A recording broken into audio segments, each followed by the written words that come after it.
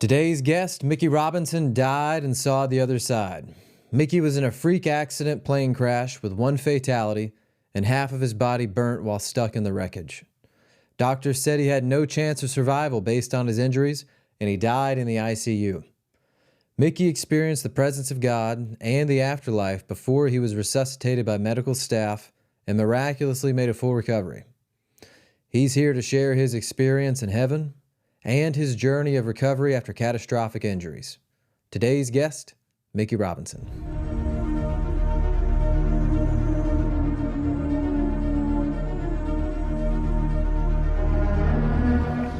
Mickey, thanks for being here. It's cool to be here with you, Corey. So we'll get into it, but you had a death experience following a plane crash. That's true. So walk me through that. What was leading up to that? How'd that happen? Well, without doing it, let's just go like a month or so right before August 15th, 1968. So after a various bunch of things, I also became an elite skydiver. And after only 20 parachute jumps, and this wasn't like today, tandem, you go out and it's like you had to really do it. You simulated a military jump for 5 times. If you did everything right, and your 6th one would be free fall. And after 20 jumps, I was asked to be on a professional demonstration team, which I don't know that. So after 20 jumps? Yes, I was asked to be a professional. And so I was obviously pretty good at it. You know, I was great at sports, everything. Football from the 2nd grade with pads, hiking, climbing. What pulled you to skydiving? I always was looking up. I loved everything from birds to airplanes. The Goodyear blimp kind of lived in Akron. My backyard was back. And I just loved aviation from when I was little, studied and all that. And when I found out there was a club near where we lived, the Cleveland, so I zoomed out there and made one jump, and that was it. I went from. Were you nervous that first jump? Never nervous at all. Wow. Which is it's a pretty different environment when you open the door of an airplane and you look down 2,800 feet and you have to stand on a step until they say go. But I was never afraid. It's not that I was that cocky or reckless. It's just I guess it's because strong desire to do it. You know, whatever. So I wasn't nervous. And so let's say a month before that, in addition to, we started our own club on the west side of Cleveland, where me and the man who started it, my partner, started our own club, and we were doing show jumps, professional jumps, like into political events. Oh, wow. Church carnivals. How old are you at this time? 19 years. And, 19. And a couple months, okay. And you know, it was like this one church right up on Lake Erie had a big 3-day like festival. And we were playing skydiving bingo, okay? So they would have a big piece of plastic visqueen numbered 1 through 15 squares, you know, and we would jump with military smoke on our ankle sticking out of a stick so they could track a person in free fall. And they sold tickets 1 to 16. If you missed the whole thing, that was it. And so it was a gambling raffle. Oh, wow. And so we did that. But then shortly before, what I'm talking about, we did a big church carnival. And there were like 15,000 people packed in a tight neighborhood. Man. So you got to pay attention to what you're doing. And as we had taken off, the Cleveland Airport Tower control said they were limiting our altitude because of flight paths coming in. It's like, and so Dan, who was the founder and leader of our club, says, "Hey, they pay for skydiving. We're going to show them skydiving." So he wanted everybody to go low. Normally, with our chutes and in free fall, you open at 2,000 feet. Right. So you have enough time to take care of business if it's necessary.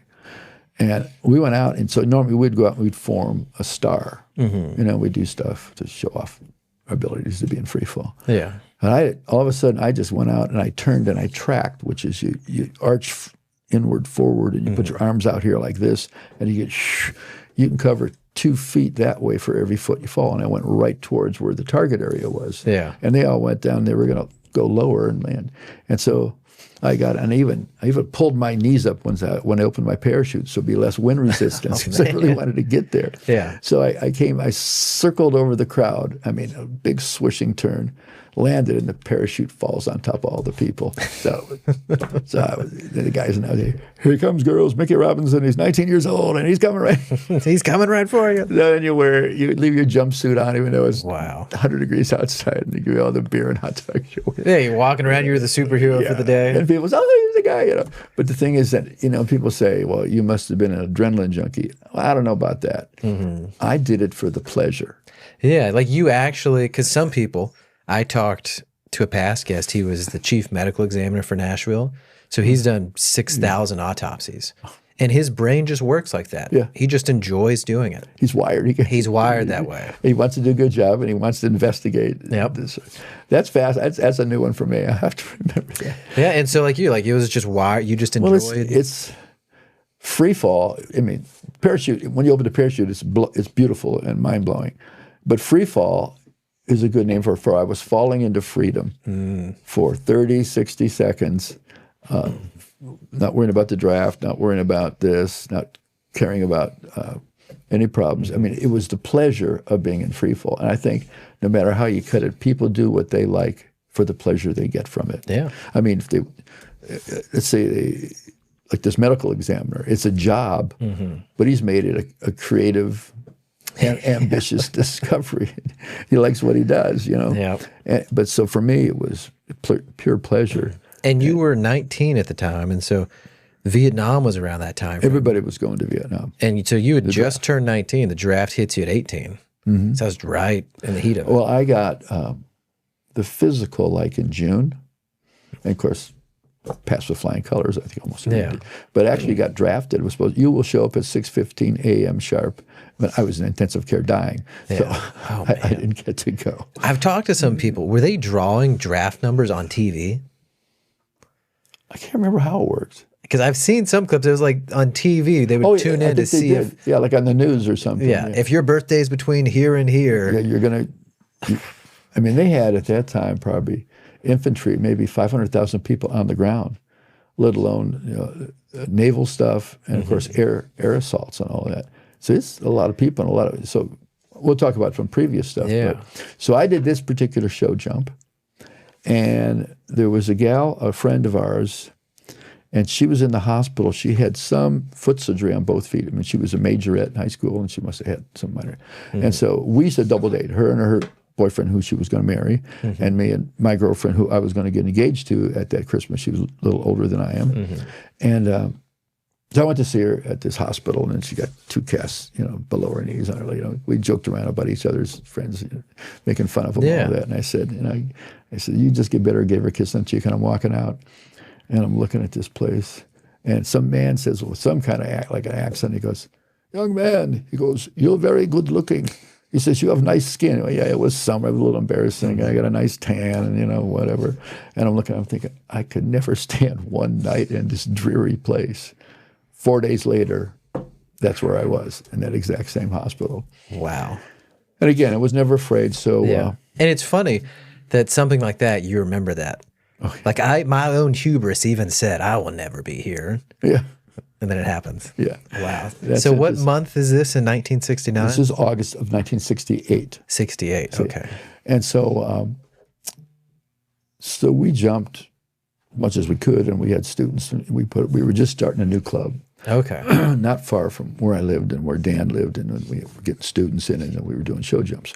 Basically, whatever we were making was to pay for our pleasure. Right. It could have developed into kind of more of a major club, because we were elite skydivers, and there wasn't that many. It wasn't like you could just go out and hook up tandem and all that, But at any rate, and so it was on a Thursday night. We were going to put out 2 students. One was the first time in a plane and a first jump at 2,800 feet. That's normal. And it's a static line. It's like where you hook onto the plane, and there's a cord, and then there's a string that extracts the parachute, much like you would have been familiar with it. Yeah, static jumps for the Army. And then another guy was going to go out at 4,000 and get about a 10-second delay and then open his parachute. So it's going to take a long time. You know? And so these and so I said it was a 6-passenger Piper aircraft, and we took 5 of the 6 seats out, and so I was sitting on the floor next to the pilot. The 2 students, like one of them was back against my back, another one, and then Dan and Steve, both professionals, were in the very back. And did y'all take the seats out just for maneuvering space, like that was normal? With our equipment on, it's just it's too clunky. And we took off the baggage door over here on the side, on the left side, and we were going to go out that way. And we had used this type of aircraft for some of our show jumps. Okay. So we were familiar with it. And the pilot, too, was the pilot that we had hired. And was this an aircraft that y'all had used before, or was this the first? The same one, but it was new to him. He had just kind of gotten it. It was the same type that he had rented for us to use on pro jumps. Okay. Anyway, we take off. It's going to be a long time. We wave at the people on the ground, the groundhogs, the people that want to be skydivers, but they just don't do it. Yeah, like maybe today. No. Groundhog, it's it's cool. They like to watch. And I know, so I'm just going to go to sleep because it's going to be a long ride. And so pushing against this guy's back, and we're taking off. And then I heard the stall light. The stall buzzer goes on when the aircraft is entering an area where you're going to lose lift. So this is a powerful airplane to him. It's a hot, humid summer night in August, and he really pulled back and was powering up on takeoff. And it's okay as long as the engine's running. And then I was awakened by a sound of dead silence. The motor quit. So now, was this an engine malfunction, or do you know to this day? It's a couple of years later, way after there was legal stuff and all that. On this type of aircraft, so that you've got tanks in the left wing and the right wing. They're rubber bladders. Like there's 2 on one side and 2 on the other. And those are the fuel tanks for the plane. Yeah. And then there's a selector, left and right. And what happens is there's a little ball that shifts over that opens up, the tank that you want to use. Now, the left side of the plane, we had emptied all the gas out, so it was lighter, because of less weight is better for flying. Yeah. And so the right side was full of gas. Well, I found out a couple of years later that there was a DI, which was is that the name of it? It's like a recall, but in aircraft, it's a thing where that ball on that plane would get stuck in the middle. No. So we don't know if it was pilot error or that. All I know is that the engine quit, and immediately you lose lift, which is what makes your airplane fly. So you're going, we're going off the ground. I don't know how high we were. It was low, less than 100 feet, but going about 100. When that happens, and if you don't have enough altitude, you can't glide. No, that happens at 2,000 feet, you just put the nose down. If you have a dead engine, you make a dead stick landing. Yeah. There was a chance to do anything. So it's like a truck then. It just drops. And all I remember is I said, "Oh my God." He said, "We're going down." And he hit me in the shoulder. And I don't know how long it was. It wasn't very long. And so the plane hits a tree like this. Perpendicular. I'm sitting here. Pilot's on the left. So my head stops my body going about 100 miles an hour right here against the instrument panel. So for those listening, the left side of the plane hit a tree. No. It's going straight forward. Straight forward. So the engine, fortunately, we hit a tree because that helps. Yeah. If we didn't hit a tree, everybody's dead. So it slowed things down. We cartwheeled a few times, and it landed belly side up. We'll see pictures here, whatever. And so I don't remember the crash, and I vaguely remember a little bit. So there was confusion. The 2 students, Steve helped pull them out, get them going, because they went this way, and their faces hit the faces and helmets of the other guys. So they had some, injuries and shock. So the professional, Steve, helped them get out and run away. Dan's the closest to be first one out. He was stepping away. Then he heard screaming because when we hit that tree, it tore the wing back and opened up the fuselage on my side of the plane. But it's also where all the gasoline was. So it exploded with this gasoline, got all over the inside of the plane, all over me, and I was on fire from head to toe. And something had me stuck. So I was trying to pull with this hand to get me out, and something had me stuck. So the thing that was my chariot of pleasure, it turned into my funeral pyre. And so is that where the injuries from the hand came from, of trying to pull yourself out? Probably right. And the flame, the heat is tremendous. You know? And Dan went back into plane, grabbed my parachute straps, and with one of these things, the superhuman strength, like somebody lifts a car. So he pulled these straps. It's 2,000 pounds of tensile strength. Pulled the thumbs out of us and dragged me out of the plane, rolled me on the ground, and then somebody called a 911, and an ambulance came and got me. What about the pilot? He was stuck inside because he was in a seat, and his legs went under. They were probably broken. He was awake, and he burned alive. Man. And Did you know the pilot really well? Well enough that really liked him. Mm-hmm. And then afterwards, years later, there was some significant things with his family about me with them. And they'd seen my stuff on TV and stuff, and it was very comforting. Just kind of reaching out and talking to them about it? And he had a son who was in Vietnam, and that he was like a sole survivor. So they let him come back and take care of the family. Wow. So that means his brothers had to die out there, or one of them had to die? No, just the fact that the father was lost. Oh, that's and right. The mom was alone and younger kids. Mm-hmm. And so they said, you need to go home and take care of your family. So this is some years later, I had a chance to have some beautiful reconciliation with them to bring comfort, because they heard about me and they saw stuff. And how was that conversation with his son? It was beautiful. Yeah. Because I was the last person to see his dad those couple of months that we were flying together, and his dad secretly was a believer. Nobody knew that. Really? Yeah, I found out later. Yeah. Anyway, so it was. It looked like it was the end, but it was really the beginning. Yeah. Thank you for watching the Corey Alexander Show. If you like the content so far, make sure to subscribe and tell your friends about it, and help share the message. So the pilot, he was the only... He was 50 years old. He was the fatality. He was a fatality. And I got hurt horrible.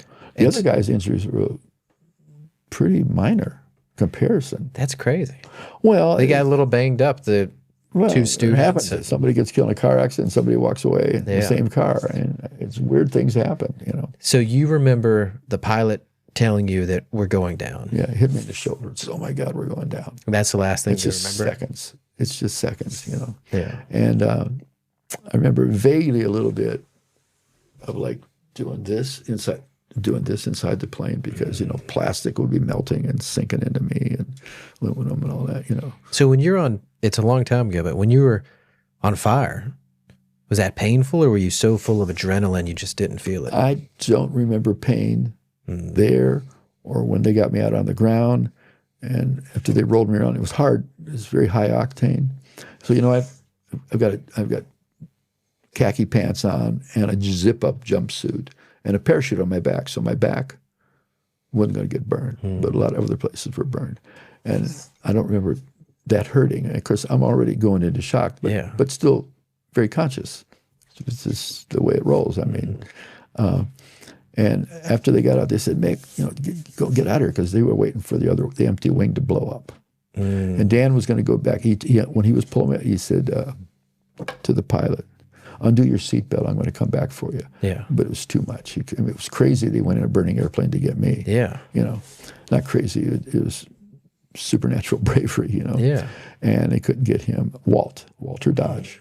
He said, undo your seatbelt, Walt, I'm going to come and get you. So he said, Mick, go. So I took about 10 steps, and then I remember falling over backwards, and my head hit the ground, and I put my hand back, to see what happened, because I don't know what's going on. And I looked, and the back of my hand was stuck to the palm of my hand.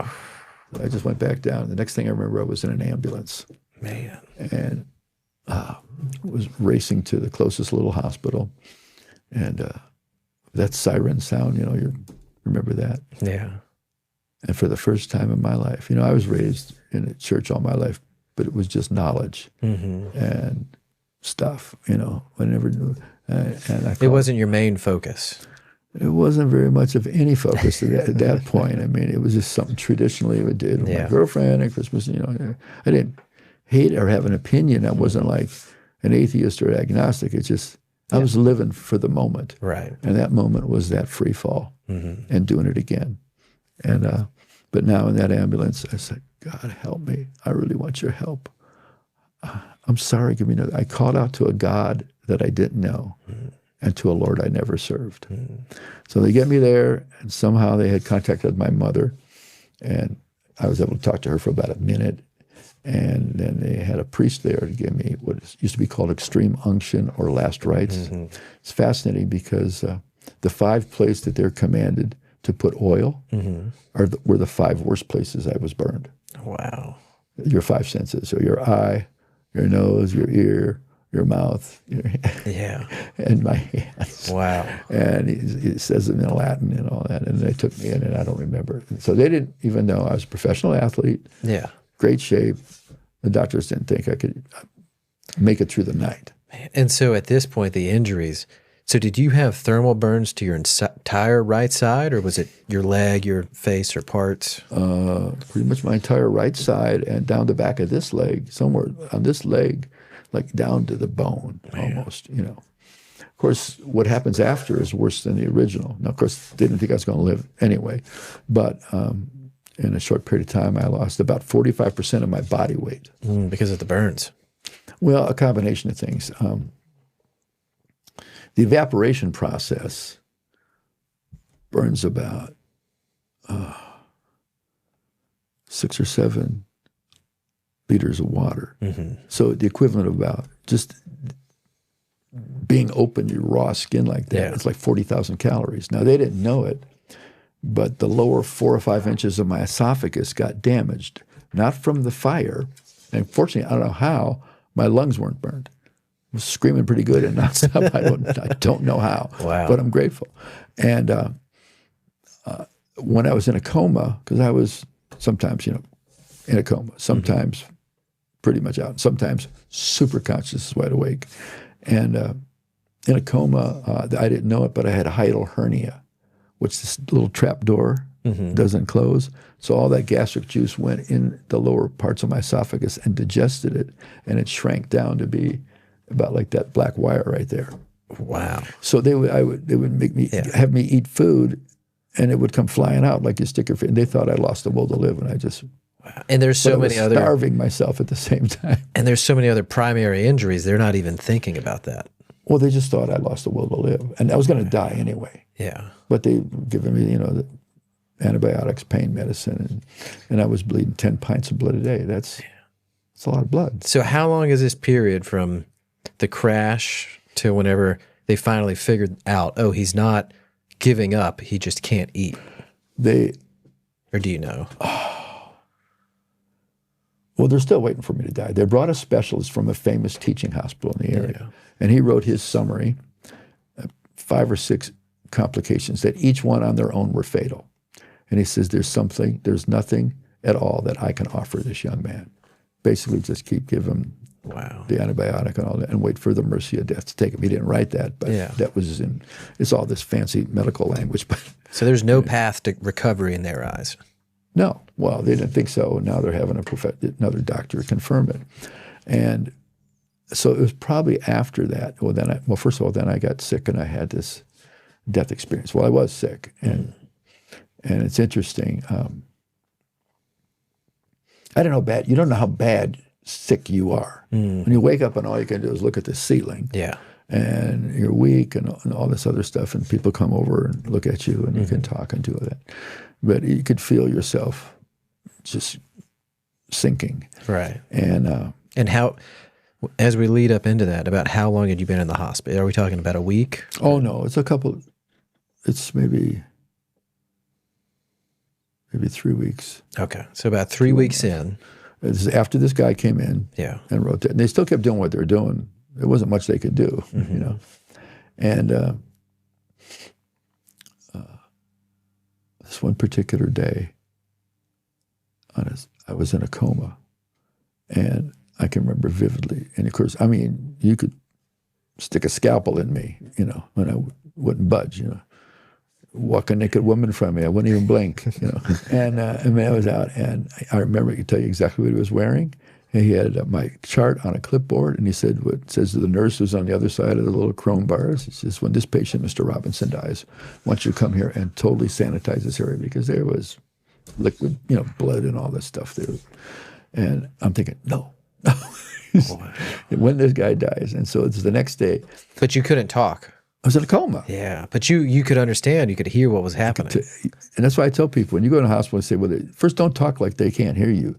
Because if their spirit is in there, it's possible they can hear you and even process things, Anyway, so then the next day, something was really going bad. It was like I could feel my body shutting down, and it was burning up with a fever that they couldn't stop. They couldn't do alcohol or ice packs because everything was raw.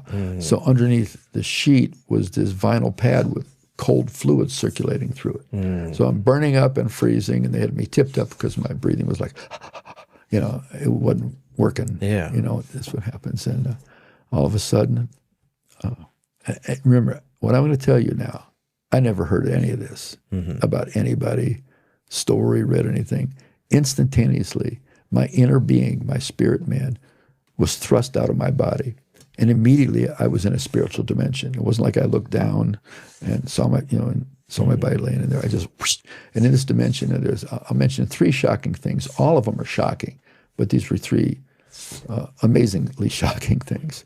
I was instantly cognizant, understood, and could feel eternity. You and I are here. Right. And we could get real mystical and imagine forever, but we're still in a physical time and space, and everything's measured, everything's experienced, and you'd be in the best mood in the world, but you still can't get it until you're in a dimension where that's real. I mean, it's obvious now that everything in this dimension is spiritual. Everything's sharper. All the emotions are clear. And there isn't any, well, I wonder if you just know things that you know that you know that you know. And I was gliding like on an upward glide path.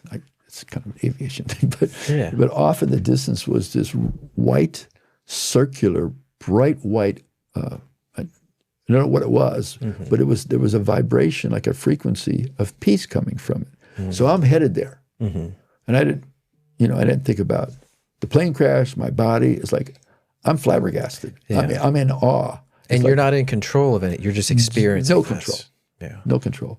And as I was approaching that white thing, that white opening, getting closer to it, I described it as like pressure on my right side. I looked, I don't know what it was, but for some reason I felt something. I looked, and I looked into something, Corey, that was blacker than black.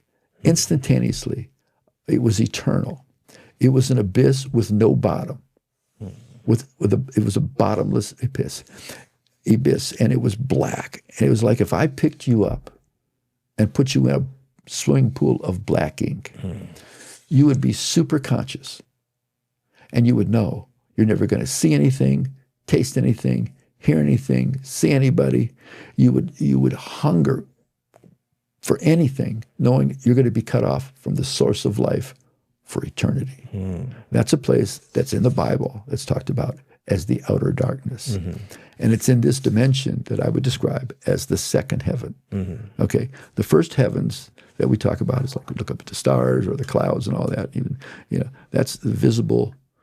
And then the Apostle Paul talked about when I know a person who was caught up in the third heaven. It was him who said 14 years ago, and he calls it the third heaven and paradise. Well, this place this blackness was closing. As I'm still gliding like this, I could feel what it would be like to be cut off from all life, wanting everything, knowing for eternity nothing. Being conscious in this total darkness. Conscious and desiring, knowing nothing forever. Now that's worse than scary. Yeah. Eternal separation from God and from the source of all life. So as I'm getting closer to this thing, this blackness is eclipsing this white thing to just like a sliver of pure white light. So I cried out to some similar thing that I did in the ambulance or 2 a.m. when they give you the largest legal dose of pain medicine. And you know what I'm talking about. It did nothing. I said, God, please help me. I'm sorry. I'm on the precipice of eternity. Yeah. Forever. I'm in eternity, but I'm on the precipice of this being shut off. I'm sorry. Please help me. I want a second chance. I want to be alive. And when I said that, whoosh, I went through that sliver of white, pure. It was whiter. You never lived way up north and saw a snowblind condition. No. Well, it was brighter than that. You could look right at it. It was pure. And I went in there, all of a sudden I'm standing in what is described in what the Apostle Paul says, in the third heaven. Mm-hmm. So the eternity that instantly I'm experiencing is this majesty, this beauty, this passion for eternity.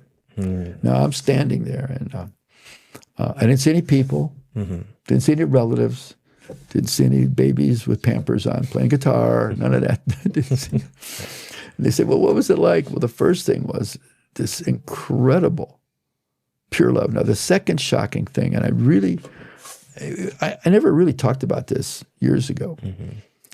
In my consciousness, it's as if I had never done anything wrong or experienced anything bad. Mm. Now, I know that categorically. Mm-hmm. That's not true. But when we really are connected with the Lord, he washes us white as snow. Yeah. And even anything bad, like getting scared and muscle memory, like it doesn't exist, or any kind of regret or remorse, it's not there. Mm-hmm. And it's hard to explain, but all of those human emotions, all that feeling, all of that stress. Stuff that I did wrong, there's no memory. It's like it never happened. It's like it never happened because it's hidden in the cross. Mm-hmm. And we're out on the other side. And of course, now, I didn't know any of this here, but you don't need an explanation of it when you're experiencing it. So then as I'm standing there, I could feel like the presence of God himself somewhere straight left of me. So what everything I saw structurally was like translucent crystal. Mm-hmm. And there were colors going in and coming out. I didn't even know existed. Beauty, incredible. And between my waist and where my knees would be, now I'm a person, okay? Mm-hmm. But I didn't do a full exam. I'm too like, wowed out. Going through me was this about 12 or 14 inches of this golden substance flowing with little real gold sparkles in it going right through me. It's called the river of life. Mm-hmm. It's extends from God's son, and like you are, like a supernatural tuning fork, with pure life. And so then I found out only recently, if you really refine gold, it becomes clear like crystal. Mm. And light goes into everything, including me, and goes out of everything, and everything is alive. Mm. And everything worships God. Now, I'm talking just in layman's terms, or did they get it? I'm talking about this is real. Yeah. Everything's alive, and everything finds maximum pleasure in worshiping God. Yeah. The third shocking thing, it's a lot of shocking things, but is the undiluted pure love of God. Here, the love of God is filtered through our life experiences, the world we live in. We can have our highest, our best day, but this is a time in a pure state when there's nothing in there. Mm-hmm. There's no darkness. Wow. There's no questioning. There's the power of God's love for an individual. Mm-hmm. And that's, God loves people. And people say, well, if God loves people, everything's okay now. They need to respond to that love. Right. By having a connection or a relationship or whatever term works. And so why was it like that? Mm-hmm. I mean, I didn't go to church and go up front and say the sinner's prayer. Yeah. And why was it so intense when that darkness was eclipsing it? Because it was a history of my life. Mm-hmm. Even though I was a nice young guy from Independence, Ohio, mm-hmm. I was living in darkness. Even there was a lot of people worse than me. And so it was like a history, and God gave me a sliver mm-hmm. of time to cry out to him. And so that's what I think. So excuse me, taking a drink. Yeah, of course. So in that, looking back now, were you at that time clinically dead? Did the doctor say that no pulse? I do not have the records. They're gone. Mm-hmm. I have the records from the guy of the specialist that they brought in, the teaching specialist. But I died, and I know that. Okay. And then while I'm in this state, the things I explained to you, I had a panoramic, open, like 10-dimension vision mm-hmm. of 6.25 years of the future. Man. Like all of it. Mm-hmm. And I saw my wife 5 years before we ever met. And so I saw most of it, I was observing like conditions like I saw terrible thing with the whole protest, drug problems and all that, people sticking needles in their stomach and all that. But some of it I was involved in. I was like drawn right into the matrix of what that was. So do you think that darkness closing in on you, surrounding you, that was your final chance to repent? Well, no, I think it was a history of my life that I was living apart from God, not unaware of it. Now, most people, even if they're great people and all that, they're apart from God, they're apart from the source of all life.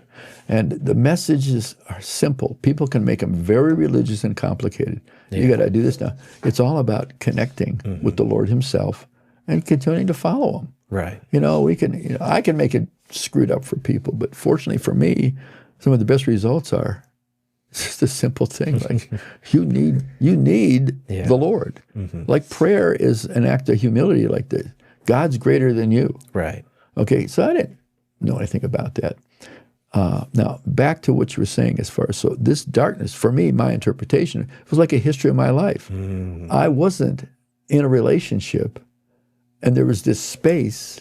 This one chance. I started in the ambulance. Wow. Maybe if I died before I got there, he might have still taken me in his arms. Yeah. Or if I died on the operating table, any of the times I did that. But I did die, and I saw this open vision of 6¼ years. I remember at one part I had my arm on this, rusty like garden gate, looking out towards this beautiful outdoor thing. I turned and there's this 19-year-old, extremely shapely blonde person who's Barbara. Yeah. And I could tell you, I could smell the lilac bushes. I didn't have a nose, but I could still smell in the vision. Wow. And so I was drawn to the maid. And it was this little farm we bought. Yeah. We didn't know what we were doing. Wow. We were going to grow gardens, and and it was pleasant. And so this time period, this vision, that came after the experience? No, that was while I was in heaven. Oh. While I was in heaven, it was like panorama. It was like 10D, Yeah. And then the last thing I saw, there was a group of people on a tropical hill, and they're pretty far away, and I could hear them talking. And all of a sudden, whoosh, I went over, and it was me talking. And I said, "This is paradise." And then I snapped out of it. I was in God's presence. I didn't see him, but there's no mistaking of his presence. And he spoke that I was going back to the earth, not in audio language, like a higher form of spiritual language. To where you knew. I said, "Oh, no." I didn't want to go back there again. Wow. But remember, I asked for a second chance. Yeah. So I was exited heaven the same way I did. It's like I came out of the third heaven. I don't really remember seeing anything negative like in the second heaven. And I could feel my spirit man, like go through the roof of the hospital and sink into my body. It's almost like just a backwards sink back into your body. I'm telling you, it was like, it wasn't instant, but it wasn't fast, but it was like, just feel it sink in. And so then I woke up, I could see out of this eye, I'm flat on my back, see out of this eye and hear out of my ears, and I'm looking straight up at a ventilation fixture, and I start worshiping God in a language I didn't know. And then I had the ability to discern the doctors and nurses. So here's a guy that's gone. Then I wake up from being dead. Was the room full, or do you remember? Well, the intensive care was a real small hospital, just the closest place they could get me. Yeah. So there were curtains or the corrugated separations, So there was my section, and it was closed off. Yeah. And so there was, I say 5 or 6, I don't know how many nurses or doctors, because, they crash cart, this crisis, okay. And so I had the ability to know everything about these people. And they were scared. They scared all the yogurt out of them you can think of. It was like, and I felt bad that they felt bad. And were you verbal at this point? Were you able to talk? I don't remember saying anything right then. Yeah. But I remember it as if it happened 5 minutes ago. Wow. I felt bad that they felt bad. Here I am, total catastrophic, gonna die again sometime from all of these things. Yeah. No cure. Both legs paralyzed below my knees. Blind in my right eye. Everything was gone at the crash site. My good looks, my talents, my connections, everything was just gone. And now I'm full of love and joy that I didn't know. It was not just a remembrance of this unfiltered love of God. Yeah. Or the river. That river was now inside me. Wow. It's called the river of life. and God himself was inside me. But I don't have it up here, Yeah. but I have it everywhere else. Wow. And I imagine, you tell me, you sit down, the best psych guys, psychiatrists, psychologists, and how could a guy who's that crapped up maybe feel bad for people because they're experiencing a little trauma? Wow. And that's real. This really happened. Yeah. So they're still waiting for me to die, day one, day two. And there wasn't like an instant sign of life, except what was going on spiritually. And so whenever you were... So then they did... so in that experience, just to convey it, it was more of a internal spiritual knowing. You were having a very internal experience. Well, I went somewhere. Right. You went somewhere and trying to convey that to the listener. Dying and being in that space, that presence of God, it's not a me and you talking this out. It's just an internal knowing and just a peace. There's no negotiations. Yeah. There's no question asking. You just know that you know that you know it's thus and so. Now, after that I didn't die again, they did an operation where they cut me open this way and they put in what is called a gastroscopy because I couldn't eat. They figured out, they did a thing, swallow, and they found out that my esophagus was basically strictured and food couldn't go in. So they put this thing in, the rubber tube about as big as your finger with a little balloon on the end, fill it up with sterile water, and they would feed me, blender stuff in there, and the little cute little candy strap girl would come to bring everybody there. Oh, Mr. Robinson, I have your lunch. And it clipped this thing up there and had a clothespin on it like thing, and they let it come down here. And it was cold. They didn't even warm it up. It was cool. So I really don't like the term bag lunch. And so this was about a month in at the hospital. Yeah. And so I'm from 175 pounds, not hardly any body fat, all muscle, down to 92 pounds. And so who was the first person you told about this experience that you had? Or do you remember?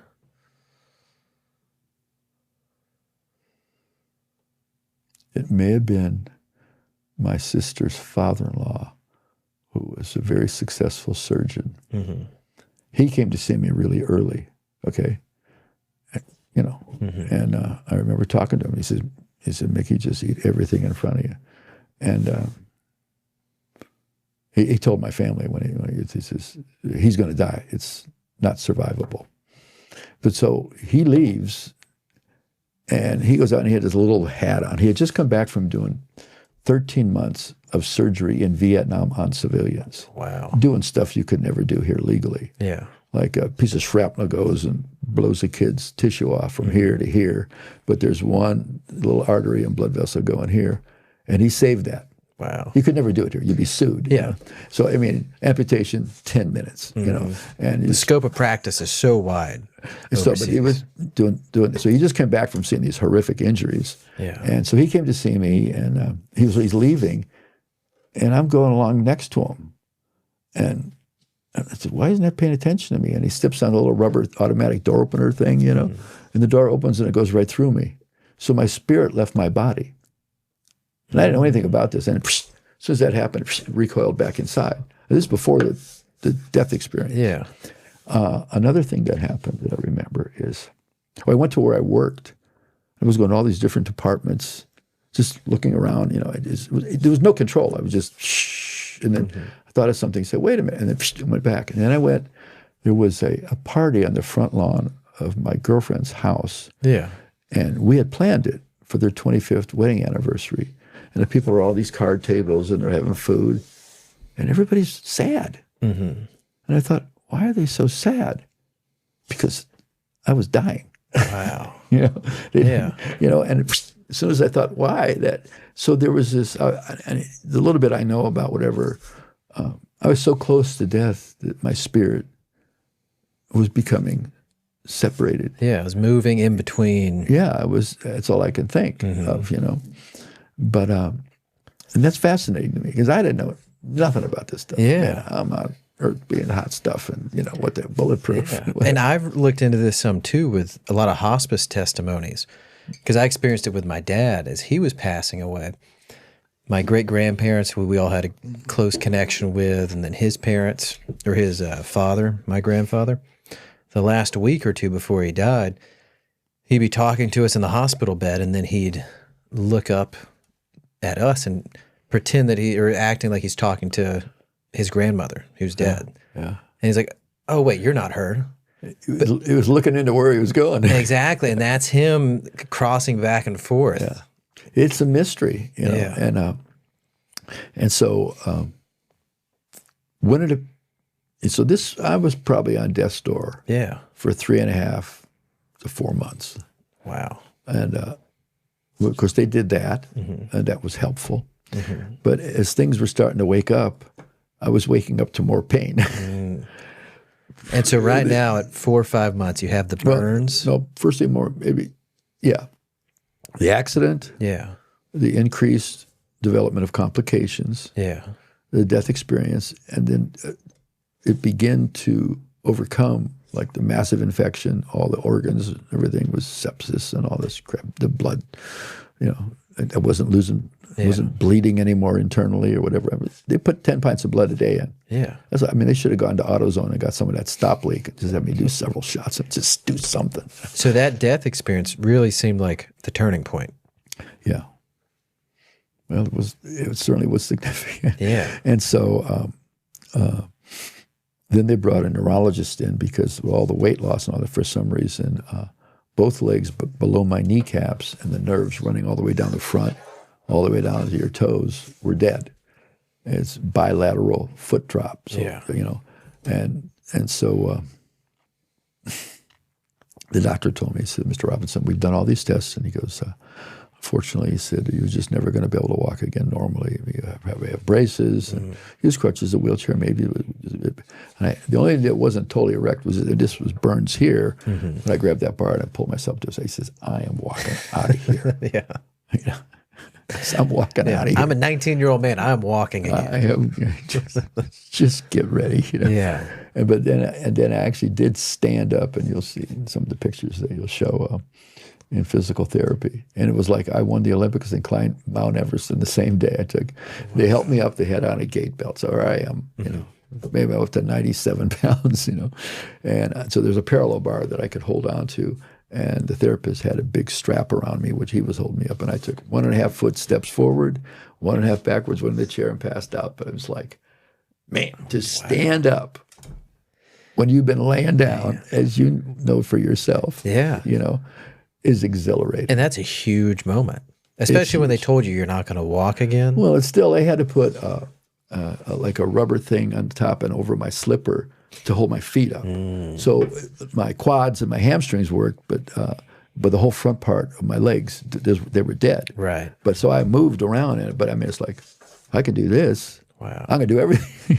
And so did you lose you were blind in the right eye at this time? Yeah. And so they, while I was in intensive care, towards the latter part before I shifted over, I said, "Nurse, you know, I think I could start to see." And so the eyelids were gone and the cornea was really jacked up. Well, it was thinning out. The eye was going to explode. From just pressure or built up or? Being burnt and worn out, whatever.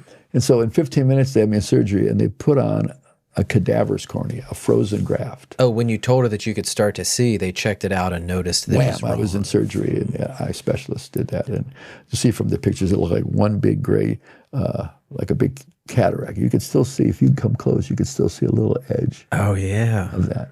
There's another history about that. And so they made eyelids and they sewed the whole thing shut. Did they use the skin on the back of your head for the eyelids? Or? Where did that come from? They wrote a blues song about me called "Skin Shifter Shuffle." So when I scratch my face, you don't know what really itches. Oh yeah. Oh man. No, and so they did it to save the eye, and they're afraid that infection would travel to the other eye and be totally blind. So it was real. They were just trying to save the eye, and then when it opened up and everything, they thought maybe a year and a half later, they said, "Well, maybe we could try a live transplant." They said, "No, it's screwed up." So a year and a half later, were you still blind in that eye? I'm blind for 5.5 years in that eye. Okay. Wow. Okay. And I could see. Yeah. Okay. Like when I first met Barbara in the first 2 years we were together, I was blind. Man. I made everybody walk on this side, but walk over here. Get on my good side over here. But I had depth perception. They don't know how, which is a very helpful thing. Yeah. Anyway, so I got sick and I couldn't walk out of the hospital. So they transferred me to a big rehab hospital way on the west side of Cleveland called Highland View. And they had all this equipment and a big... The only time I didn't have total pain was when they put me in that whirlpool, hot water whirlpool. The first time, it turned red and you see a lot of my flesh bubbling up with it. I bet. And then I'd go up, put me in a chair, and I'd pass out. But that was... I love that. So they had a big one over there where I was going. So I had to go by ambulance. I went to my house, my mom's house, for one night, which scared everybody. But when you go outside, the first time about being totally incapacitated, it's something. And they lifted Trisopy up. It was like a tree needed to be raised from the dead. It was but when you go home, and I was there for 12 hours, and then took my ambulance to this other place, and going to therapy was like amazing. First of all, they get me there and they put me on this thing because these are all new people. And they take all my bandages out. My mother saw me. Either the Lord blinded her and she went hysterical. The doctor had a slap. Said, "Miss Robinson," my kid brother who was there every day, he says, "It looks like you got another plane crash on the way over." Gosh. And you're 20 at this time, right? Or 20, 21 at this point? 19 and a half. Well, when I went to this other hospital. Yeah. Okay. And so I was really still in bad shape. Yeah. Okay. And they had neglected certain things at the beginning, and so I had bed sores, right, where bones were sticking out of my body, holes in my body. It was wrong. Yeah. They didn't think I was going to live. Yeah, especially if they don't think you're going, and there's just palliative care. They're like, we don't need to log roll him if he's not going to make it. Yeah. Yeah. I was dying at any minute. Wow. But here I am. But so there was a lot to overcome. I mean, first just... And so I'm in a room with three other guys. Over here on my left was a guy who was a pre-law guy, 23 years old, got in a minor car accident, broke his cervical, broke his neck. Now, they didn't have those halo things. What they did is they had you on a striker frame, which would flip this way, and it would roll over like this. And they had holes drilled in your heads with a big cord going through a pulley with about 35 pounds of weight on them. Because they had bone grafts. Okay. Where they take a piece of your hip and they graft it, and they had to have that set on a little pad. Okay. And so then in the corner was a guy named Larry, same thing. He was an inner city black guy, minor car accident, broke his third vertebrae. Wow. And they had him on one of those. And then across from me in the corner was a white Appalachian guy. He came in a little later, and somebody broke in his house and with his own gun shot him, and he was paralyzed from here down. Man. In the street, we would never have a conversation. Yeah. None of these people would have crossed paths. In there, we loved the hell out of each other. Wow. And like Bob over here, the pre-law guy, my sister would come and see me, and you're very pretty, and he'd come over by the bed, and he says, "Get a little closer." He's hoping that he'd get a spasm and his leg could fall off and touch her leg. He couldn't feel it. And when you get like that, any kind of life is important. Yeah. Now, some people, so there was 400 beds in there. They had everything. They had a dentist, they had an eye clinic, they had this, that, the other thing. I didn't need speech. That was okay. Yeah. But I had everything else wrong with me. Well, and probably at that point, every little thing you're grateful for. I mean, the little meals are like getting a little bit better, being able to sit up on your own. Like, you probably are filled with so much gratitude that normal people take for granted. It just got, especially after I got a phone call in which my future fiance broke up with me. That was what I was holding on to of the former Mickey Robinson. Man. It was terrible. Yeah, and you were dating her when the crash happened. And you were going to get engaged. That's August. We were going to get engaged at Christmas. It was a real relationship. But, yeah. Anyway, something started to accelerate. Like, I'm going to get out of here. Whatever. I mean, I'm just going chronologically. And when that happened, so I go to therapy, and they'd say, and I couldn't move. I couldn't move my head any farther than this because of the scar tissue. But without any more surgery, except for this piece here that it does a full thickness piece. But the neck and all that, I just forced myself, and like I couldn't pronate or supinate this arm. I just, it wouldn't roll over on its own. So one day I just took it like this and went, You were going to move. No, it just worked. And this hand didn't look like this. It was, you've seen people that are burned. They get the constrictors like this. yeah. And so this hand was like this. And I couldn't do anything. The thumb didn't work and all that. And years later, they constructed this, and that's another. So right in this time frame, year, 2 years out, were you... This is the first... I went there... First year. January 20th of 69 to the rehab hospital. I was there until the summer. They let me out a little bit and then brought me back in for reconstructive surgery and some big operations. So with your right hand... And I'm right-handed. Did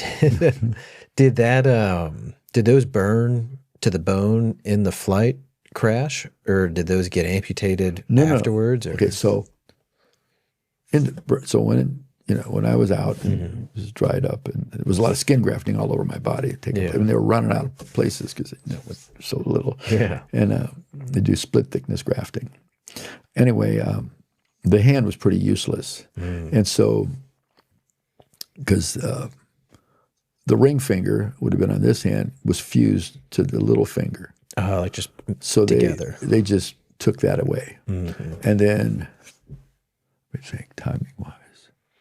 So trying to make the most with what the damage happened. So it was not usable except to put pressure on something. And so maybe it was a year and a half later, they made a little pouch over here, and full thickness, and they took a big piece of split thickness graft and put it underneath there, and they took all of this scar tissue off, just down to the muscle, blood vessels sticking out, and they put it in there and sewed it this way. It's called a pedicle graft. To let it heal inside. Well, to let this skin, full thickness, fat, skin, everything done, and let it grow on top of there, like this. Man. And so after like 6 or 8 weeks, they cut, but they left a space here and space here to make sure there was enough blood supply coming this direction. Enough blood supply coming from this direction. And so for 6 or 8 weeks, you have your right hand stitched into the pocket on your stomach. The longest running theatrical imitation of Napoleon in the history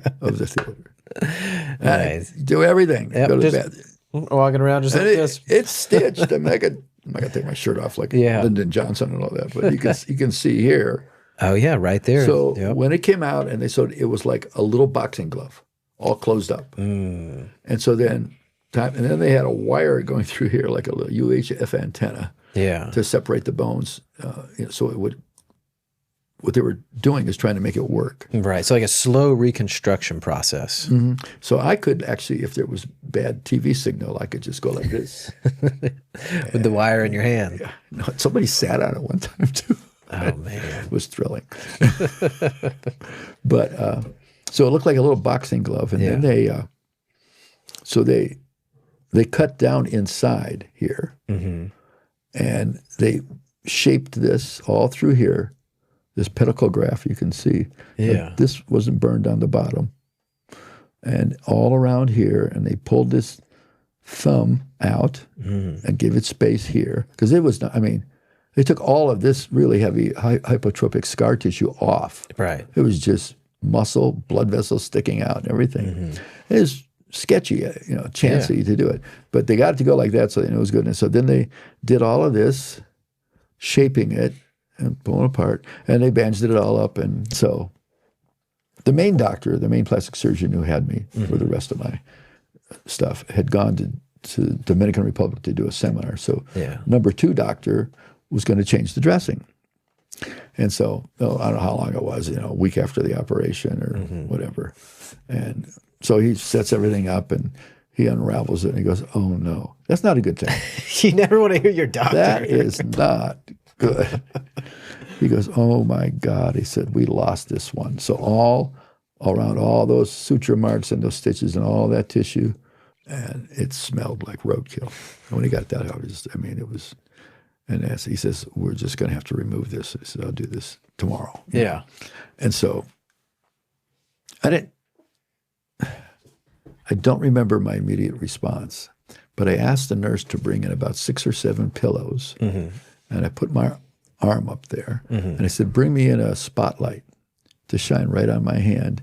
And now the sun's going down and looking out and seeing the sunset on Lake Erie. And I got a little bit of a scientific background in my life, okay, before then. And I commanded blood. I don't know why I would think like this, to go into that hand. So blood is what you need to go into skin grafting. And this was a giant pedicle graft. Right. And obviously this tissue was dead. And it's not going to get resurrected. But I just, and in those blood vessels was Elmer's glue now, coagulated blood. Yeah. And it died. Those things died because of the lack of it. And so I did that. As far as I know, I did that for hours until ever I fell asleep. And so the guy comes in, he sets up a green thing, a sterile field, and he's got all his stabbers and grabbers and stuff ready to go to work. And he undoes it, and he goes, oh, goes against the wall, and he slides down. It looked just like it looks right now. Really? Except it had stitches in it. Wow. And that's not a healing, that's a miracle. Yeah. Now there's miracles, there's healings, there's improvements and all that. And here, again, I don't know very much. Yeah. But between whatever my spirit was and the Spirit of God in me, that happened. So sometimes there's something that's sovereign, like being dead and coming back to life. Yeah. I had nothing to do with that. I had nothing to do with that. Wow. But like certain things like that, or in physical therapy when they said, you're never going to do this. And like I couldn't move my arm any more from here, like more than 2 inches away from my side. And it just would get better. Yeah. And if I'd have a surgery and they say, well, you're going to keep you here for 3 weeks. And another week, after a week, I'd go home. Man. And I never wore hospital clothes. I put on shorts and a T-shirt. Yeah. Okay. I'm going to get out of here pretty soon. I put posters on the wall, black lights and all that. And it wasn't, and then I had interaction. But the spiritual side of it was more personal because I didn't know the stuff, the languages. But when it's God himself and it's authentic, it works. And but you still have to cooperate in healing. Right. You have to put in the work. You have to have the faith. You have to move in that direction. At any point, I could have stayed at a certain point. And some guys in this hospital would just sit and watch cartoons all day. Yep. They lay in bed, and I'm not trying to judge them. I'm just saying they didn't get their mojo working. Now, during that first year, were you thinking about that death experience? Did the gravity of that weigh on you, or was it not until later where you started reflecting, or did that from that moment stay with you? I think the death experience is an obvious permanent memory. Yeah. But the trauma, it was more about the life experience after death. And the getting back things that were lost. How it changed. So it was about the middle of May in 1969 when both legs below my knees were dead. Right. And I had made a leg brace for the one leg, the other one no. So the upper leg muscles worked. But I was going to need help the rest of the time. And I didn't read, watch TV, anything about healing or about spiritual stuff. And they had for me to be able to eat normally, they had to dilate my strictured esophagus where they had there was a French name for it, these little silver bullets with a tube of mercury behind it. And so they had a string go up through my nostrils, down inside of me, and come out the hole in my stomach where the tube was. Man. And twice a week, they would tie up one of these little deals and pull it down and pull it right through that skinny little part and stretch it a little bit. And they gave me this xylocaine viscid. It's like a gel that's supposed to numb it. Not that much. And twice a week they do that. But when I'd had that, I couldn't go to therapy. And I wanted to go to therapy all the time. Yeah. So there's a day, I think it was a Thursday, I was supposed to go to therapy. But, wait a minute. I was going to go to therapy. And in the mornings, for some reason, I just started talking to my legs. I don't know where this is coming from. Say move. Disobedience, rebellion. They just barely try to pull my feet up. Move. Stop. And then one day, I think it was like middle of May, they both were restored. Wow. And I hit the buzzer. I said, no, I was going to go in. I was going to go in to have that stricture. And I hit the buzzer. They came in and they got scared. They saw me standing up. I was never going to have leg braces. I was never going to use crutches, never going to in a wheelchair again. Man. And it was instant. It's like, that's a big deal. And this is a year in? This is about 9 months. Man. And so things started to move, I could say accelerate. They went very slow, but then with each progress, like you said, restored. And I think it does something to your emotions or your inner man. It's like, you get a victory here, you still, I'm still blind and all, whatever, and still have my face is burned off, my hair is all wrecked, my ear is gone. I remember they had to cut stuff off without an anesthetic a lot. Man. My whole ear, except, and then they made a nice fake one. It's real skin, but and that's another story. But when you get stuff back that was lost, it means we take things for granted. Yeah. And your mindset, so coming from that, I mean, that was around 69, 70s, a long recovery period. Did you struggle with any mental challenges at that time, like either depression or thoughts of suicide at any point or anything? Never thoughts of suicide. Yeah. And not much negative. I mean, it doesn't make sense. Yeah. It really doesn't make sense. It was all about my looks, my strength, my ability, the real Mickey, the former Mickey. It's like, I didn't care. I'm sure I caused accidents, because they look, you see me, we're going, and I just didn't care. Yeah. And I remember to go to shake hands, like I would use my left hand. One guy said, "No, give me that one," and I just started a guy. Yeah. Remember my daughter, Natasha, who we talked about before. She says, "I just like it. You just go here, just give it out." And I just really one of my best friends. He's a wonderful minister and author. It's like I met him. He says, "It's like, hey, I'm Mickey Robinson. Deal with it." Wow. And then we are who we are. Yeah. Now, there are times other stuff causes trauma. And those are usually momentary segments, but there's a kind of a stage 4 trauma. That if it doesn't get better, even though you might get better physically or all that, that trauma wants to stick to you. Did you have anything like that? I think the relational thing was there for a while. I mean, with your partner, but it dramatically changed when it was over. Yeah, and I just wanted to call her up and say, hey, you know what, we were kids, and even though we were adults, and all that. He says, and that wasn't part of my destiny. Yeah. It was great when it was there. I just want to release her of any kind of guilt. She didn't want to meet me with me. I did talk to her on the phone, but at the time, did you feel like she abandoned you whenever you were down there? I kind of thought I blamed her parents. And they used to come all the time to help me. Yeah. But, she's the only child, and she's all good. So it doesn't matter. It's her decision. Right. But I think I blamed her parents, which when you're dealing with stuff, we got to find a place for it. So in that reality, I was a bit of a victim. Yeah. Okay. And you could stay a victim all your life, even when your other stuff has changed, So I think in the trauma, I think in the challenge, because then after that, I got in the summer, went back in for big operations like this and like that, and certain restorative things was a lot to get recovered. And I think the whole thing about life, and I just found some of the times are the greatest peace. I just go for a walk in the woods, and it's just, it was the presence of God without a whole lot of conversation, and learning that this was a different life. And whatever I tried to do on my own, it just didn't work. And then I met Barbara, and I did. How'd you meet Barbara? A friend wanted us to meet. A mutual friend wanted us. And there was stuff, even though I never was much of a drinker, but it was just starting to be like smoking marijuana. Wasn't even that good of marijuana. Just some guy brought some back from Vietnam, and that stuff was I bet. Have you seen the videos of them smoking the gun? Out of the gun? They're pointing the gun around, and they're like smoking out of the barrel. So I would not want to be high in a firefight. No, that'd be the worst place to be high. They're actually trying to kill us. Hey, it's so funny.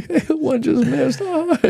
No, but so then I got involved in some of that afterwards, okay? Because part of my destiny was to be and relate with people. And everybody else I knew had gone different directions. I mean, so people were in school, some people got a job, moved, got married, and my full-time thing was going to the hospital, getting beat up, getting better, and going out. And so some of the people music was a big deal.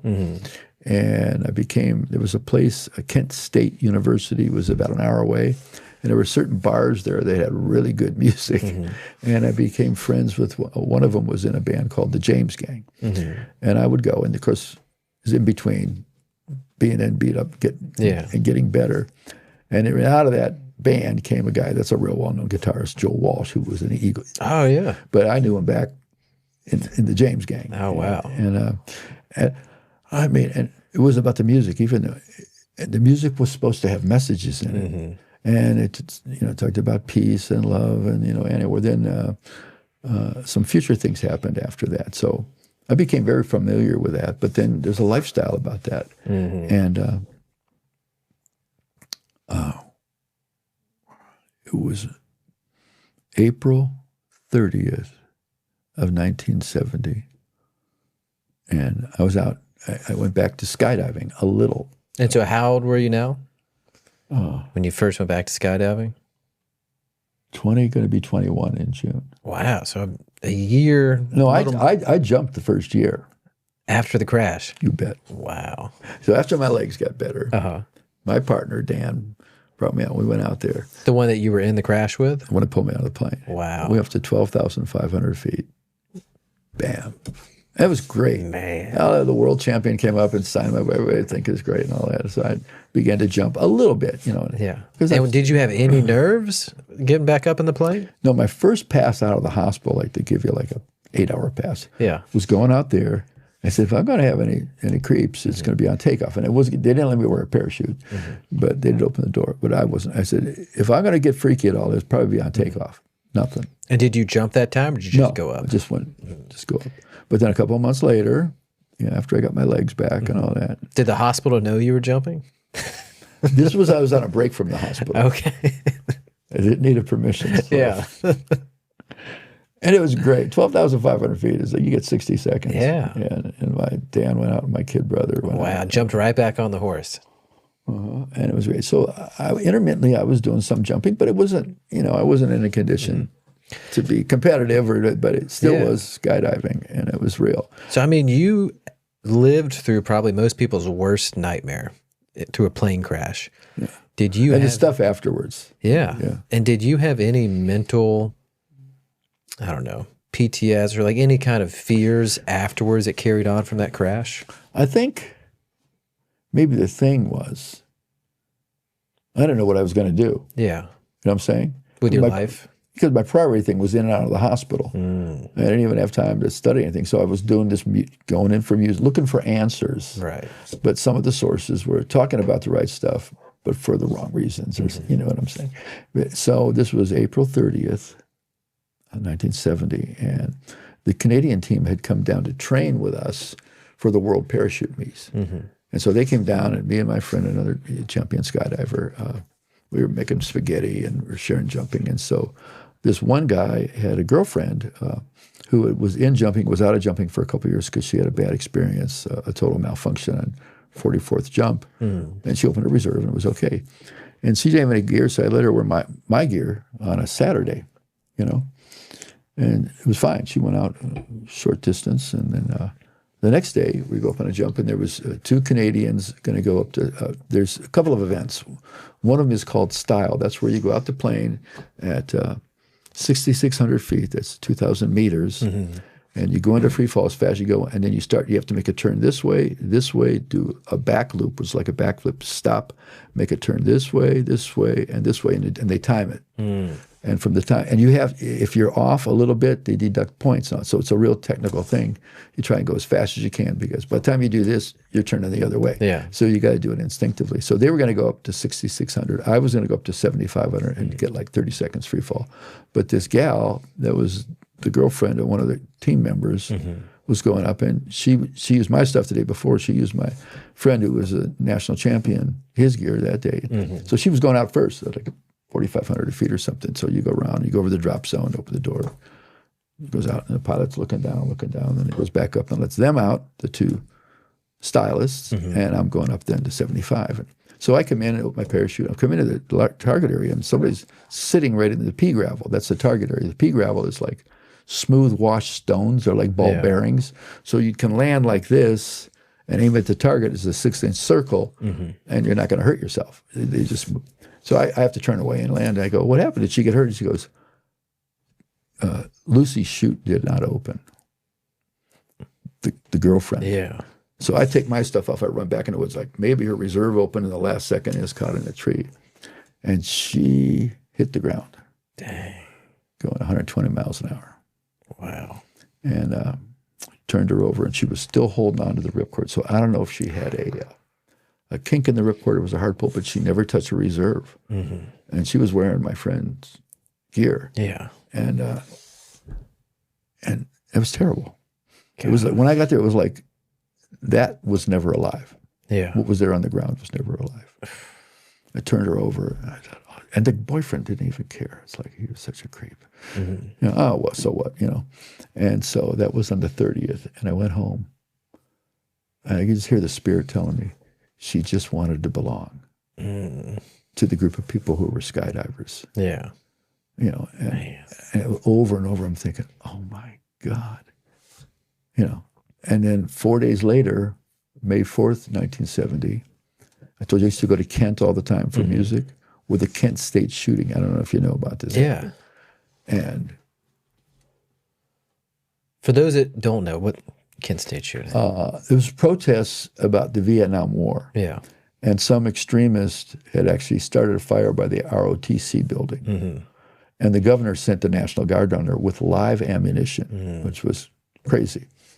And so, like, it was a couple of days after that happened. And so during class, a bunch of these radical guys came out. They were students, and they started yelling at the National Guard, and they were throwing tear gas at them. And they were lined up, and there was a lot of them, and they threw the tear gas back. And somehow somebody opened fire.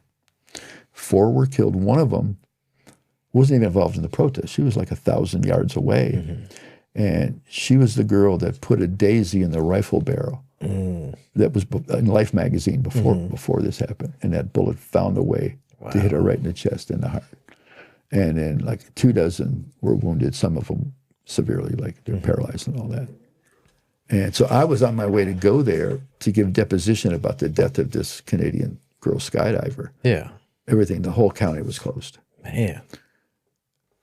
And I came back, and the Spirit of God started speaking to me and saying, it's really important what you commit your life to. Now, I had gone earlier in September. There was a big rally, like over 100,000 people. And it was peaceful.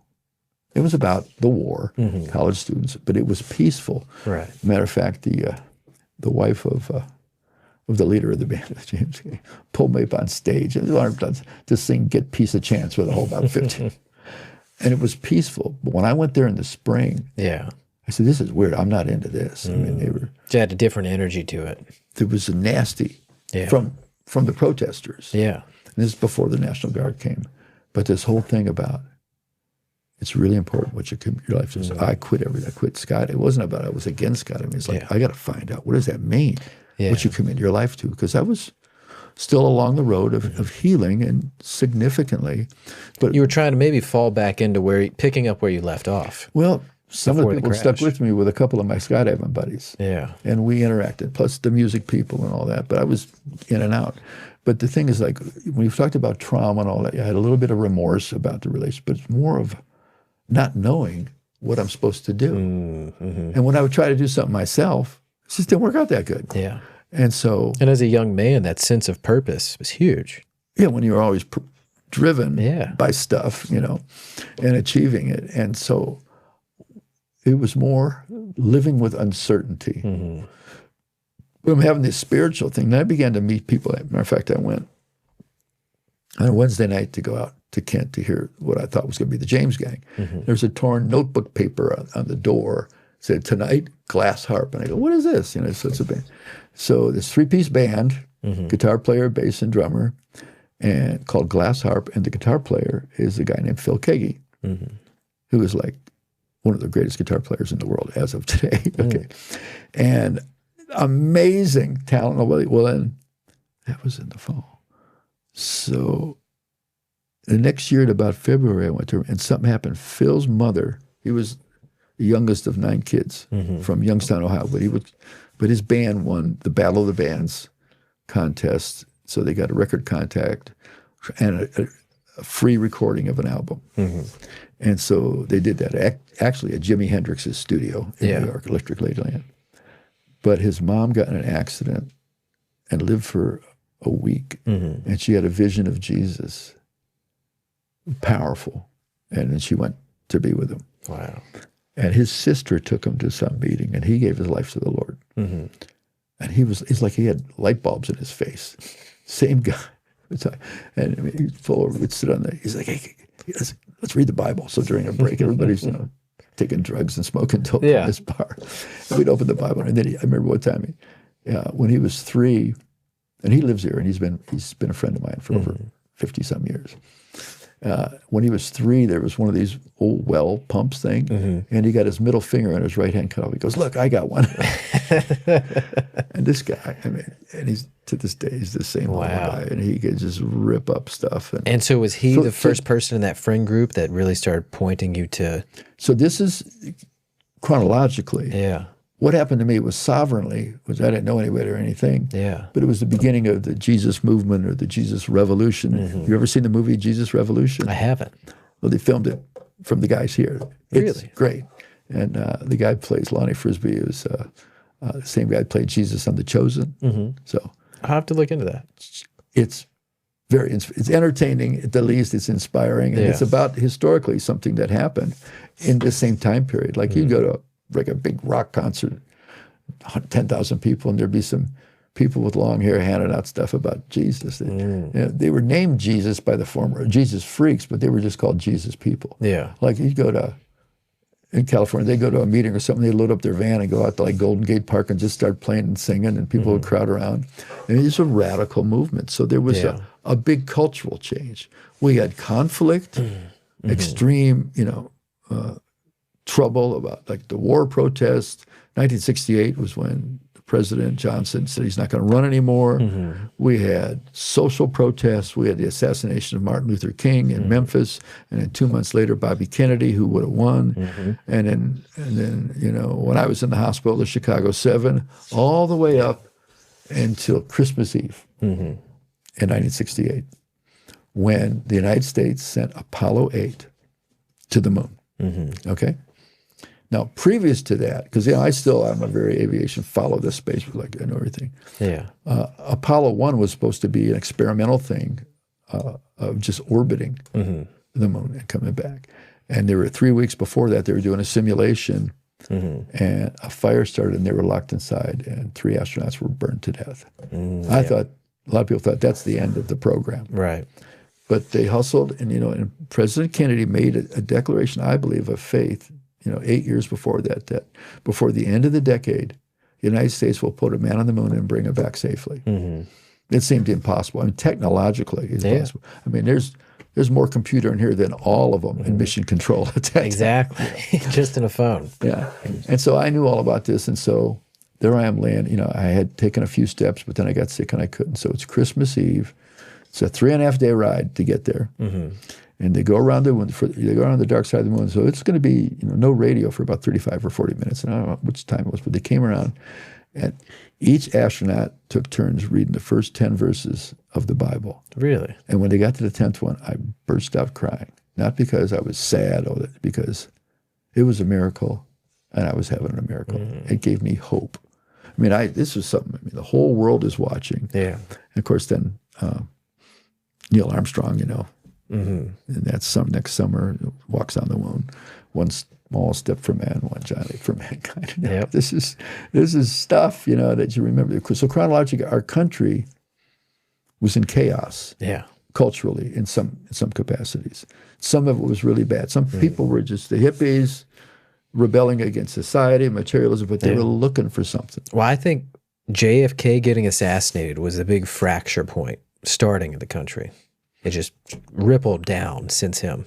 I was in the 9th grade, and he was kind of like a symbol of hope. Yeah. And I went to the office. It was during a study hall. They sent me to bring a note or something. And the secretary's crying. And that he was shot at 12:30, but they didn't say he was dead. And then they announced it. I think that was the beginning of America. This is Mickey's opinion. Yeah. Of losing its innocence. Mm-hmm. Even people that didn't like him mourned. The whole country went into mourning. So there was, on November 21st, there was like 190 million people living in America. Mm-hmm. Now, we don't know how many we have now, but it's close like to 400. 400, yeah. Who knows? But the whole country was in. And then you see, we're getting ready to go to church on Sunday, and you watch Oswald get killed on national television. Mm-hmm. So there's like, what is going on? Yeah. You know, America was prosperous, was safe, we're at a pinnacle. Mm-hmm. And those things had formed my cultural consciousness. Mm-hmm. And so then back to the point here, like after the girl got killed skydiving and then Kent State, so I got to find, it's really important what you're committed to. And so I had other encounters and different things and more stuff in the future. But I began to meet people and have literal, so one of the most significant when I told my story, first of all, I told you the doctor was the first person I told. He's the guy that came in and he told my sister and the family this, he just can't survive this. Yeah. So I was at his house during that first summer break. And we had a lot of stuff in common because I used to work in a stockbrokerage firm. He liked investments. I'm a skydiver. He's a pilot. And he had, just come back from Vietnam. I saw hundreds of pictures of the most horrific stuff, surgery that he had to do to help people. So I started telling him what happened. And I don't even know what language I was using or what kind, but I did it. And he said, Mickey, I hate organized religion, but the only explanation of what happened to you is the supernatural grace of God. Yeah. And here's a guy, he's not a believer. Yeah. He hates religion. He's known me before and after. He came back from seeing some of the worst, he had a ringside seat of some of the worst human suffering. Yeah. As you know, you were in the Middle East, and even one thing, but to see populations, and and he even though he wasn't a believer, he understood. And that's what I like. Yeah. Is without trying to come up with a religious formula. I'll do anything to help people. Right. And at least they're curious. So what do you make of, with your experience, what's your take on aliens?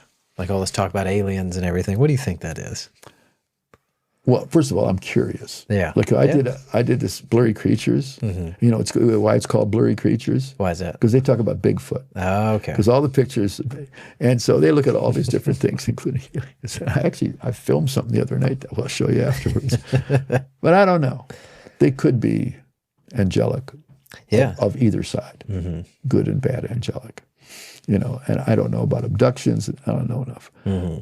I know what I know, and I know certain people that I know, and then it's special supernatural things that happen.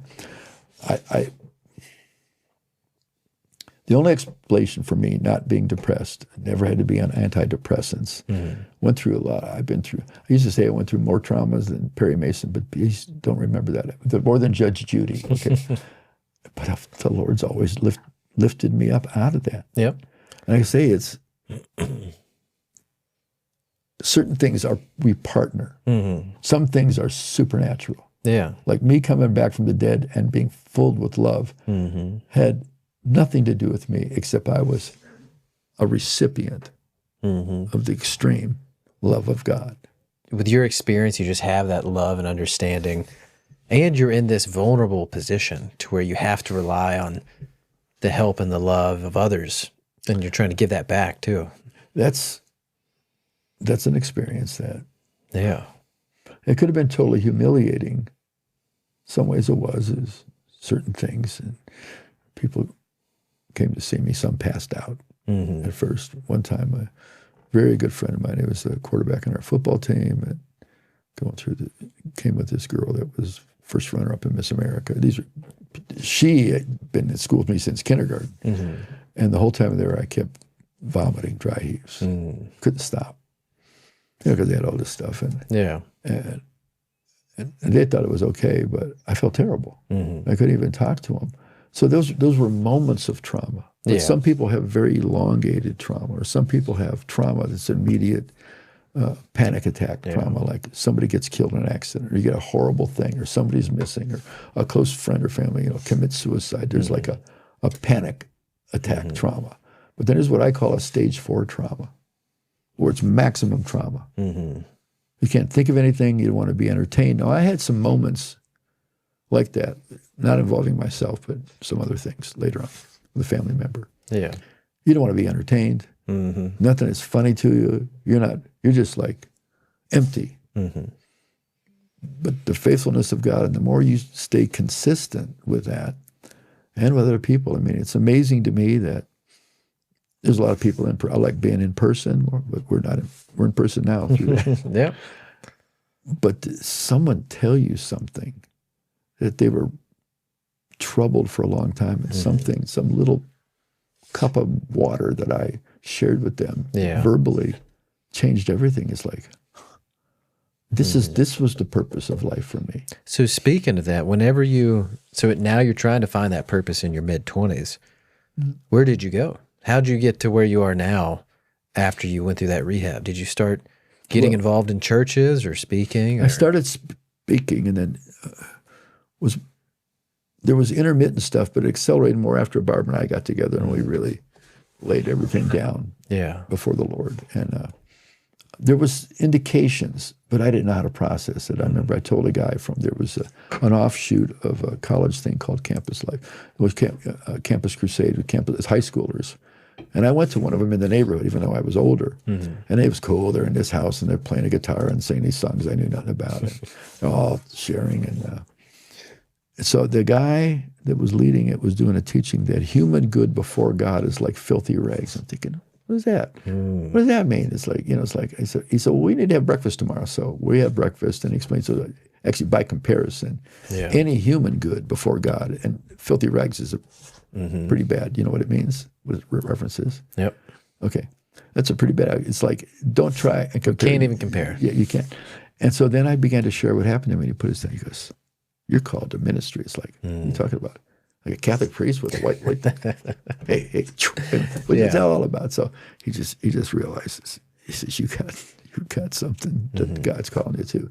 But the processing for me was personal, I think. Yeah. And character and spiritual training. I mean, I got a lot of stuff and then I just understood stuff. Like I opened the Bible and I got it. I didn't have any training. And then I started being asked to share. Yeah. And then I was in a position, a pastoral position at one of the first live churches we went to in our little college town of Ashland, Ohio. And then another one in Ohio from 1983 to 1993 until we moved to Texas. And it was about life. And then I began to do more than just that. I was speaking out, and I designed conferences, and I invited people, and we had a team of equippers, and it was just going great. And I can tell you this little story. I don't ever talk about this. I designed this conference of leaders in the Cleveland, a big hotel, and they all came there, and there was a guy, he was American, but he was like a missionary in Brazil. And I'd heard of this guy, and I wanted him. So he came up and he introduced me. Well, he's hugging me. He goes, hey, when this is all over, he said, take some time off. God wants to speak to you. I said, so I'm down for that. So finish that, call the secretary and say, we had this little church, but it was on fire. I mean, it was extraordinary. We had amazing music, and people came from whatever.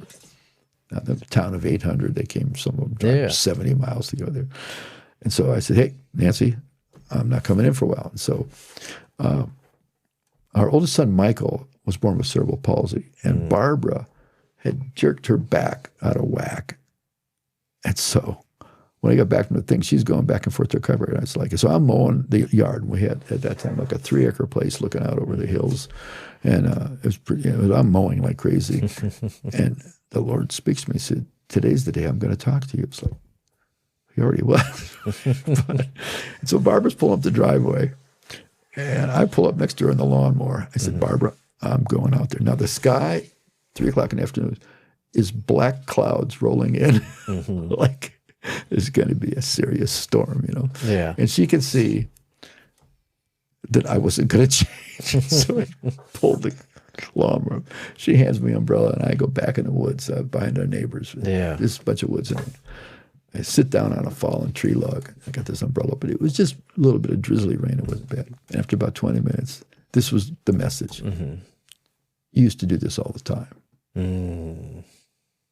So I've been busy, doing the church, doing these conferences, meeting people, organizing that. Yeah. But just to hang with God for no particular reason. That's how it was in the beginning. And that's how I got stuff that I didn't know where it came from.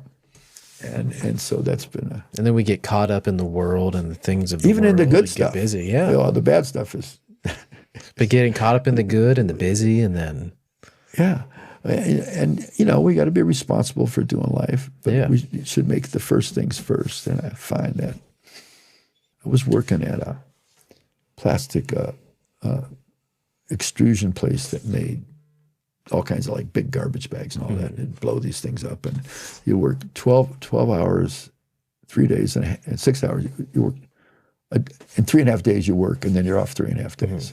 And so there was a guy, one of the managers, was getting ready for Christmas, and I'd gone in and got my bonus check and a ham, and he said, man, why are you happy all the time? Because a lot of these people are just in there grinding out 12 hours, And I said, I just am and all that. And I said, well, look, I'll see you next year. So there was a Christmas party for the salespeople and the management people, and he set up for it. He had a little sports car, and he was driving out here. He had already sampled too much alcohol. He ran into a tree, and he was gone. 27 years old. Man.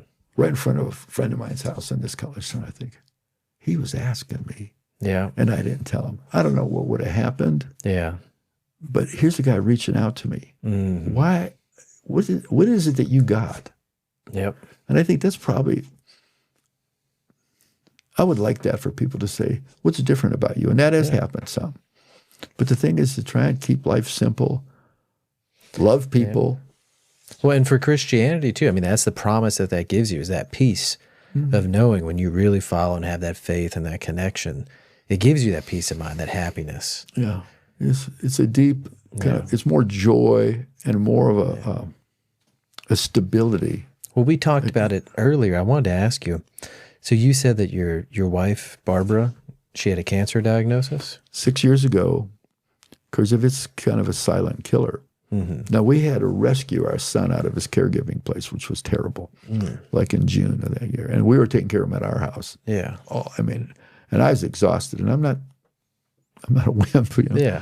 But this thing's grown inside her. She had, Was it a breast cancer or? Stage 4 ovarian cancer. Huge, and bang, out of nowhere. And right in your face, death in the face. And so she went through this, that, and the other thing, and had a surgery. They thought they were going to start doing chemo. They did one treatment, but then it just hurt so bad. Yeah. And the pre-testing showed all the different things they got to do. And she did a colonoscopy. It was completely clear. Like the doctor was like ecstatic that it didn't puncture her colon. Yeah. And it was pressing against her liver and pressing against her lungs, but none of that thing did anything. So they wanted to deal with it.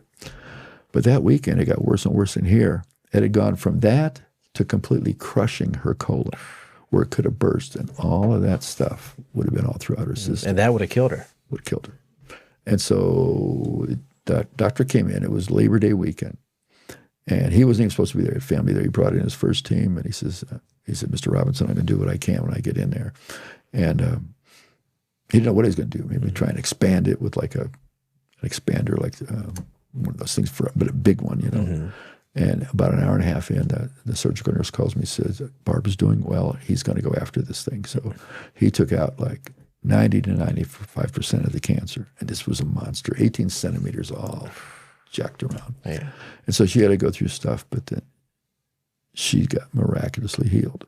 And she was walking 4.5 miles a day. Wow. For the whole year and a half of stuff, And she had chemo every 3 weeks for a period of time, and then nothing, no pills, and she's alive. Wow. There's no way, And how's she doing now? She's good. Well, about 4 months ago. So every 6 months they would do a CAT scan with resolution in it. You know what that is? Yeah. And something showed up in her lymph nodes. And, so every time she'd go for 5.5 years, she's free. Yeah. So it's like getting hit in the back of the head, blindsided. You know?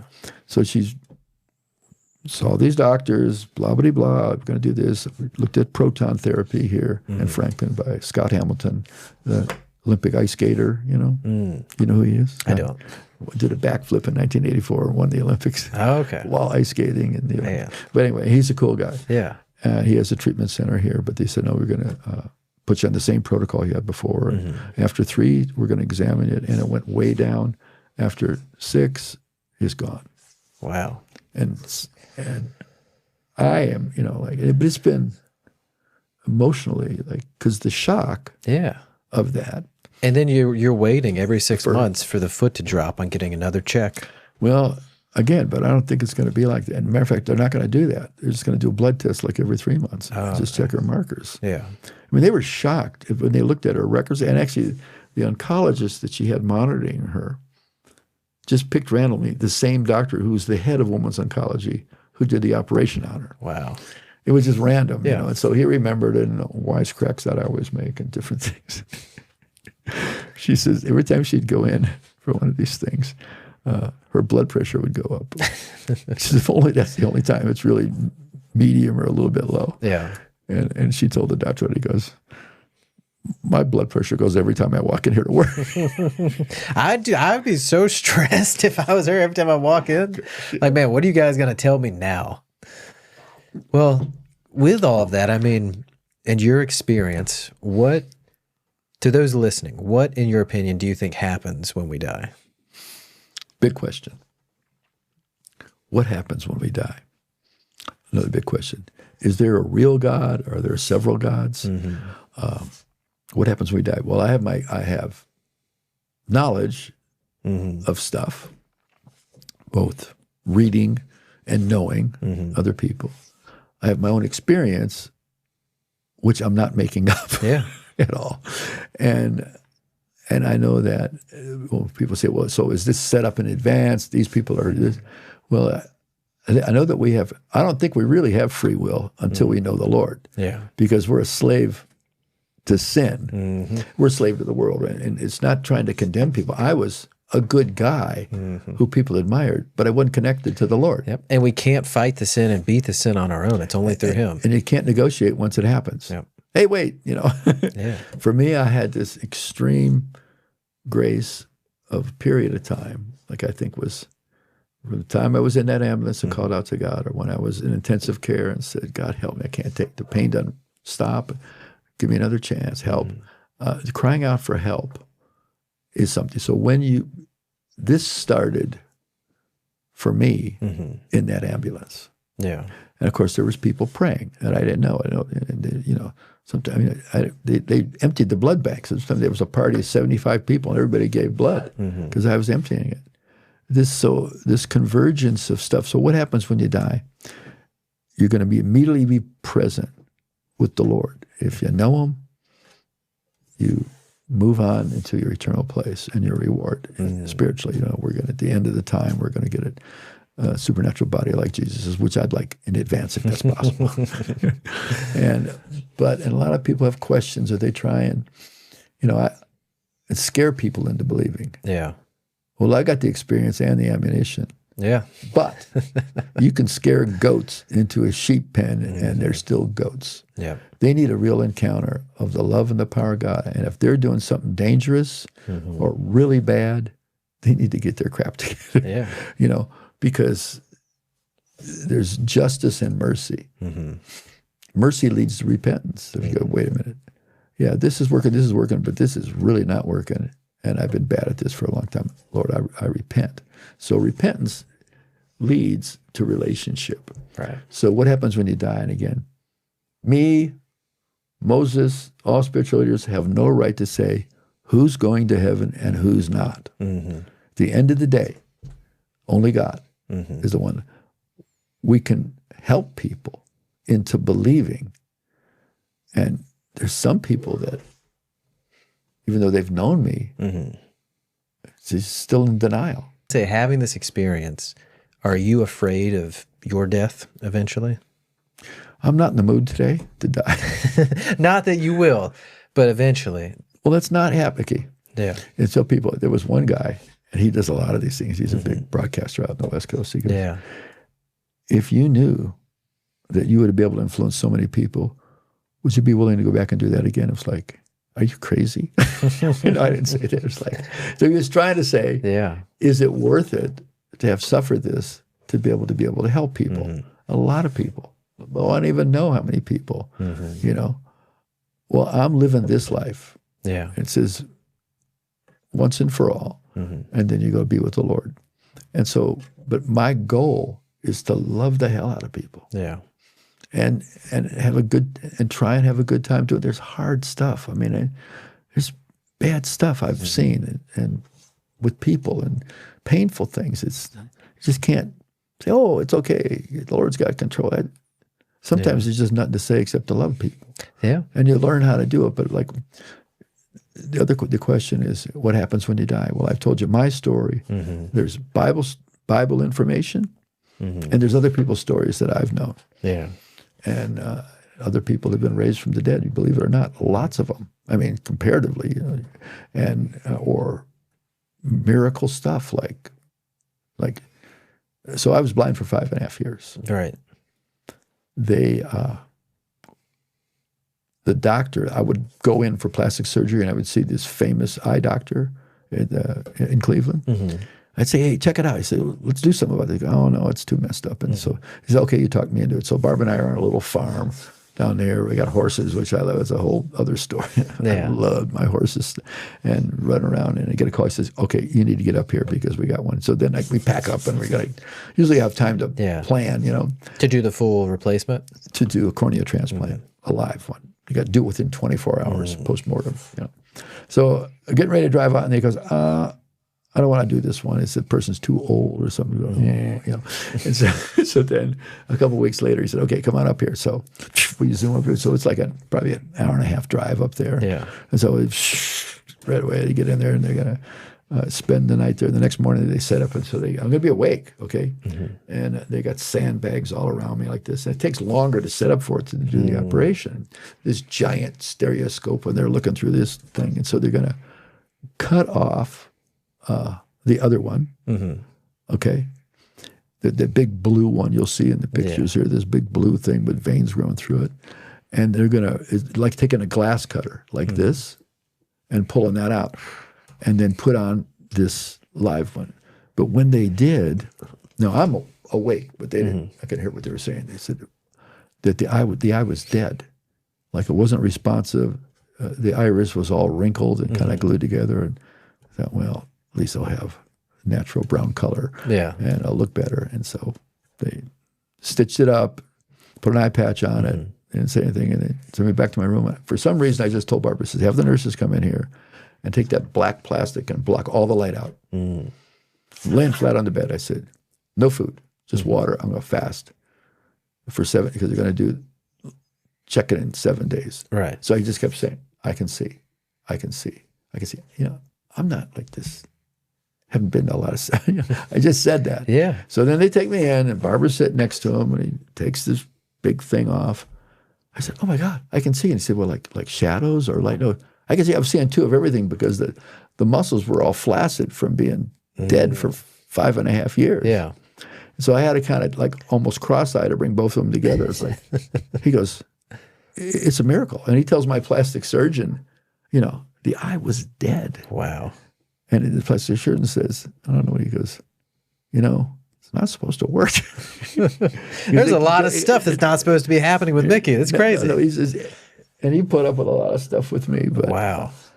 And so and I don't know, you know, I'm not that big of a smart guy that I would say I can see, but that's just what I did. Man. And so those were defining moments. But I've talked to a lot of people that stuff doesn't happen. Yeah. You know, it doesn't. My son's in a wheelchair with cerebral palsy. And we had one leader, she was a well-known leader. She says, how is it you can go out and talk about healing when your son's in a wheelchair? It's like, because I'm not going to give up on him or on life. And you can't question his plan. He gives certain people certain tribulations, certain people other ones. We can't judge what his plan is. Well, Corey, I look at it this way. We live in a broken world. Yeah. Okay? And one of the rationales is like, if God's a loving God, why are kids starving to death? Why are kids living under oppression? There's a vigilant part of me that wants to get any of these sex offenders, little kids, and that's it. That should be capital punishment as far as I'm concerned. In Argentina or some country, they do chemical castration. It's like, that makes me like, but why them? Why victims? Because we live in a broken world. Yeah. But there's fountains of redemption. I'm an example of that, of extreme mercy and redemption. And even though I've had problems, I've had victories. Yep. And even though... as we're wrapping up with that, you spent your life now sharing this message, ministering. You've written books on this? Well, yeah. Or on your experience? I brought two of them. This one's called Falling into Heaven. What does it say? You read it. A skydiver's? Yeah, a skydiver's gripping account of heaven, healings, and miracles. Falling into Heaven. So it's got the whole story. Forward by Don Piper. He did 90 Minutes in Heaven. Totally different thing. And he did that. And some other people said some nice things in here. Most of them are true. And there's pictures in here for the guys that don't want to read. Yeah, some of them can't read. Yeah. A lot of Marines. This one I was asked to write. And it was very timely. It was right before some other things were going to happen, like COVID and different things, which the trauma from that, I don't think that we realize how traumatic that was. Yeah. It's called Supernatural Courage. And they can find both of these on your website, Mickey Robinson. Yeah, or on Amazon or the website, but I'd rather, And the thing is, it's great talking with people, but this, I've had stuff published in other languages, books and all that. Like when I was on the History Channel, they put it in all kinds of other country language. I had a real experience in Italy that was mind-blowing because of that. And the thing is that it's obviously the supernatural stuff is a huge, meaningful thing, because they say, like, if that happened for him, it could happen. A lot of people said, like, I thought I had a lot of problems. They measure their trauma and say that I was an overcomer. And it is, okay, I had lots to overcome, but I still brush my teeth and go to the bathroom and get mad at stuff and stuff. Yeah. What you're talking about earlier, with taking that break from work and just sitting and spending time with God, to spend time with Him, and then trying to figure out after the accident what your purpose was. We got a lot of young guys that listen to the show. A lot of young men out there in general are trying to figure out what they need to do with their life. What's your advice or your message to figure that out? Well, obviously, I would just say put God first in every area of your life. Scripture says, trust in the Lord with all your heart. Lean not on your own understanding. In all your ways, acknowledge Him. Yeah. And He will direct your paths. Like in everything, bring the Lord into it. It only takes a nanosecond to say, hey, what do you think about this?